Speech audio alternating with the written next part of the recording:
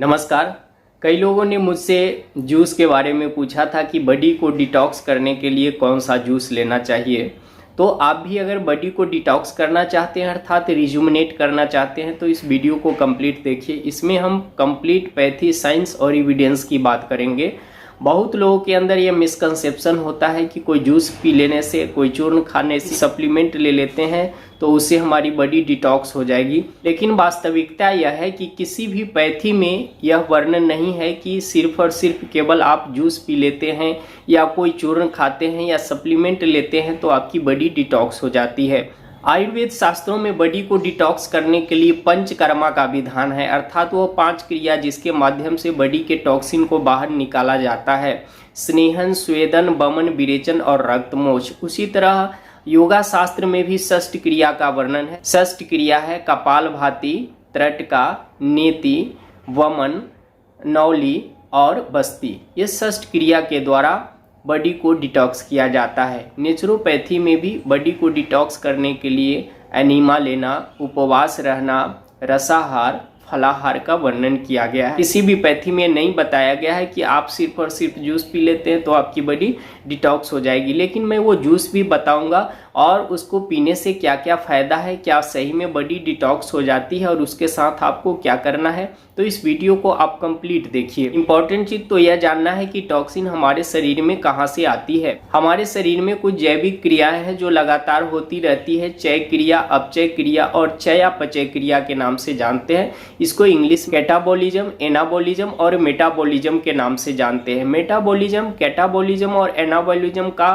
Combined process होता है। Metabolism प्रक्रिया के दौरान हमारे शरीर में कुछ वेस्टेज और टॉक्सिन बनता है जिसको हम बाई प्रोडक्ट बोलते हैं, जैसे carbon dioxide, nitrogen compounds, ammonia, sulphur, ये सब चीज़ बनता है। लेकिन इन सब को बाहर निकालने हमारे शरीर में उत्सर्जन तंत्र है, अर्थात एक्सक्रेटरी सिस्टम है, जिसमें लीवर, किडनी, लंग्स, त्वचा इंक्लूड है।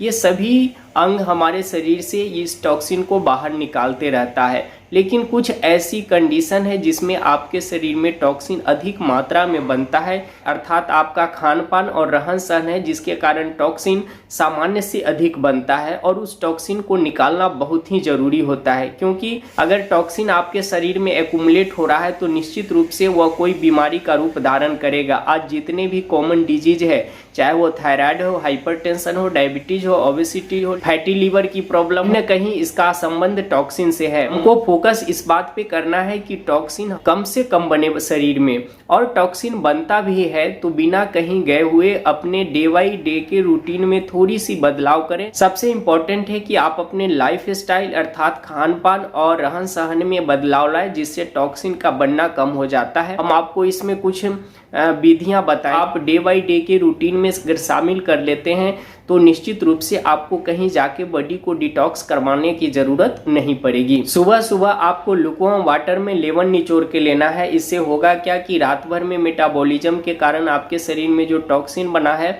वो शरीर से फ्लैश आउट हो जाएगा। आपके इंटेस्टाइन का जो क्रमाकुंचन क्रिया है उसको बढ़ा देता है, जिससे मल का डिस्चार्ज प्रॉपरली हो जाता है और आपके शरीर से टॉक्सिन फ्लैश आउट हो जाता है। दूसरा काम करना है कि नाश्ता के रूप में कोई भी अन्न नहीं लेना है। आपको यह ध्यान रखना है कि रात के खाने और सुबह के खाने में 16 घंटा का अंतर होना चाहिए, अर्थात उपवास में आपकी बॉडी डिटॉक्स होती है नेचुरल वे में। तो अगर आप सुबह सुबह में अगर भूख लगती है तो आपको या तो कोई फ्रूट्स का जूस या फिर कोई वेजिटेबल्स का जूस लीजिए, लेकिन उसमें हम आपको प्रेफर करेंगे कि आपको सफ़ेद पेठा का जूस उपलब्ध हो जाता है तो सफ़ेद पेठा का जूस लीजिए। यह प्राकृतिक में उपलब्ध सबसे हाईली एल्कलाइन चीज़ है और सबसे ज़्यादा इसमें प्राणिक ऊर्जा होता है और साथ में बहुत सारे न्यूट्रिएंट होते हैं जो हमारे शरीर के लिए बहुत ही अच्छा है। पेठे का जूस जो 150 से 200 ml की मात्रा होनी चाहिए, या फिर कोई भी और सीजनली फ्रूट्स या वेजिटेबल्स का जूस ले लेंगे। दूसरा है कि आपके खाने में यह नियम होना चाहिए कि 60% आपको खाने में सैलेड के रूप में इंक्लूड करना है, जो आपको अच्छा लगता है और जो वो सीजन में उपलब्ध होता है उसको लेना है, और 40% कोई भी अनाज आप जो पसंद है वो खा सकते हैं। पानी का इंटेक अधिक करना है। पानी कितना होना चाहिए आपके शरीर के प्रकृति के ऊपर निर्भर करता है, आप जहाँ पे रहते हैं वहाँ के क्लाइमेट के ऊपर निर्भर करता है, नेचर ऑफ वर्क के अनुसार आपकी अवस्था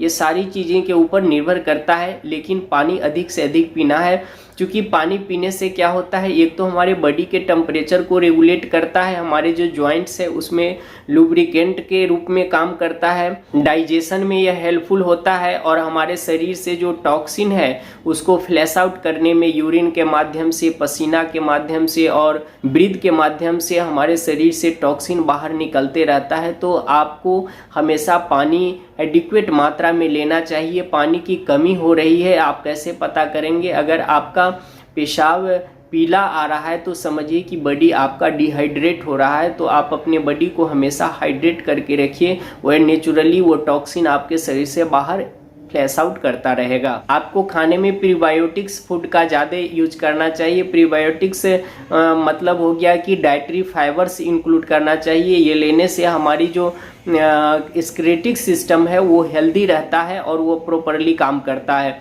होता क्या है कि हमारे शरीर में जो गट है उस गट में बहुत सारे अच्छे बैक्टीरिया होता है। अगर इसको वजन किया जाए तो लगभग 1.5 kg के बराबर होता है, और इसका जो भोजन होता है वो भोजन डाइटरी फाइबर ही है।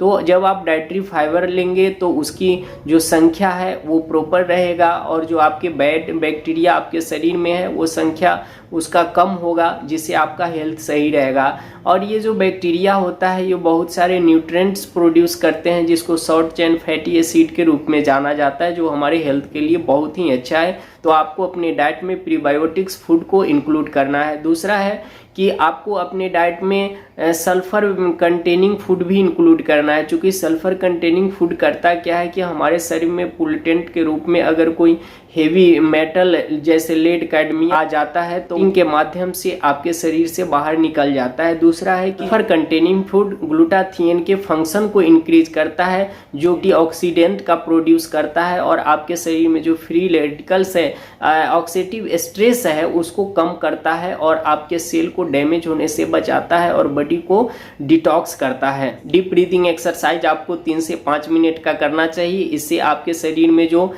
टॉक्सिन के रूप में कार्बन डाइऑक्साइड है वो शरीर से बाहर निकलता है और ऑक्सीजन अधिक से अधिक आपके शरीर में जाता है। डीप ब्रीदिंग एक्सरसाइज कैसे करना है इस वीडियो के डिस्क्रिप्शन में लिंक डाल दिए हैं, आप देख के अभ्यास कर सकते हैं। बॉडी को डिटॉक्स करने के लिए एडिक्वेट और क्वालिटी नींद का होना भी बहुत ही आवश्यक है। अब कुछ वैसी चीजें हैं जिसको आपको ध्यान में रखना होगा जो आपके शरीर में टॉक्सिन को बढ़ाता है, उस सब चीजों को आपको कम से कम करना होगा।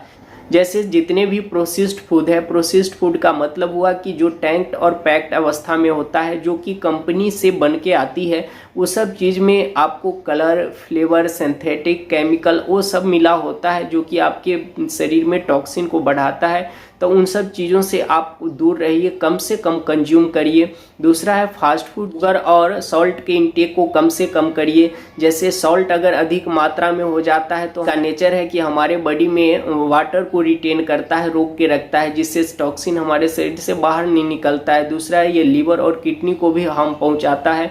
तो बॉडी को डिटॉक्स करने के बारे में सोच रहे हैं तो आपको शुगर और सॉल्ट ये दोनों का कंजम्पशन कम करना पड़ेगा। अगर आप हेल्थ के प्रति सही में सीरियस हैं और बॉडी को डिटॉक्स करना चाहते हैं तो अगर आप अल्कोहल कंज्यूम करते हैं तो उसको बंद कीजिए, क्योंकि जो अल्कोहल होता है जब हम कंज्यूम करते हैं तो मोर देन 90% उसका मेटाबॉलिज्म लीवर द्वारा किया जाता है, और लीवर इसको मेटाबॉलिज्ड करने के लिए एक प्रकार का एंजाइम सेक्रेट करता है जिसको एसिटाल्डिहाइड बोलते हैं। यह एक ऐसा केमिकल है जो कैंसर कॉजिंग केमिकल के नाम से जाना जाता है। तो अगर आप अधिक मात्रा में अल्कोहल कंज्यूम करते हैं तो आपको इसको कम करना होगा, तभी आप बॉडी डिटॉक्स कर सकते हैं। कॉमन जानकारी है जो सबको जानना चाहिए। अगर आप बॉडी को डिटॉक्स करने के प्रति सीरियस है तो उन सब चीज़ों के ऊपर आपको फोकस करना होगा। मेरी पूरी कोशिश होती है कि किसी भी चीज़ की पूरी और सही जानकारी आप तक पहुंचाए, आप हमेशा स्वस्थ रहें और दूसरों को भी स्वस्थ रहने की सही जानकारी पहुंचाने में मेरी मदद करें। फिर मिलते हैं नए वीडियो में कुछ नए जानकारी के साथ, तब तक के लिए नमस्कार।